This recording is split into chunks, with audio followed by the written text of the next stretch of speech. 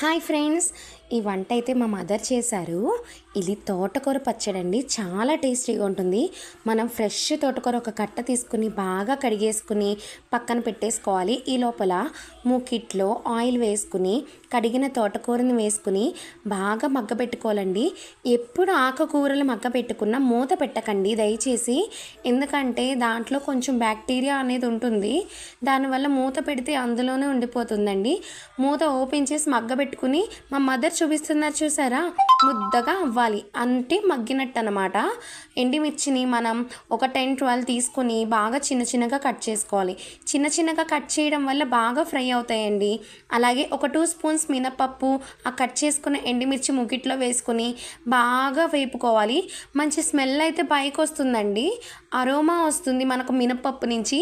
నాకైతే మంచి కమ్మటి వాసన వస్తుందండి. ఆ తర్వాత ఫ్రై అయిపోయిన తర్వాత మిక్సీ జార్లోకి మనం షిఫ్ట్ చేసేసుకొని అలాగే తగినంత సాల్ట్ వేసుకొని ఫస్ట్ మనం దాన్ని గ్రైండ్ చేసుకోవాలి. ఈ పౌడర్లో కొంచెం చింతపండు వేసుకుంటే చాలా బాగుంటుంది.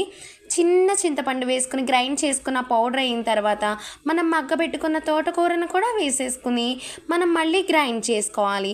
గ్రైండ్ చేసుకుని కొంచెం వాటర్ వేసుకోండి. గ్రైండ్ చేసుకునేటప్పుడు నేను వాటర్ వేయడం చూపించలేదు.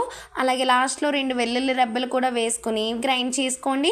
ఈ లోపల మూకిట్లో మళ్ళీ మనం కొంచెం ఆయిల్ వేసుకుని చిన్న చిన్నగా కట్ చేసుకుని ఆనియన్స్ వేపుకొని పక్కనెట్టుకుందాము. తర్వాత పోపు పెట్టేసుకుని ఆ ఆనియన్స్ పోపు మనం చేసుకున్న పచ్చడి కలిపేసేయాలి. కలిపేసిన తర్వాత వేడి వేడి అన్నంలో వేసుకుని మనం తినేస్తే చక్కగా చాలా టేస్టీగా చాలామంది ఇష్టంగా తింటారండి పిల్లలు ఈ విధంగా చేసి పెడితే. మీకు నచ్చినట్టయితే లైక్ చేసి సబ్స్క్రైబ్ చేయండి. Bye bye friends.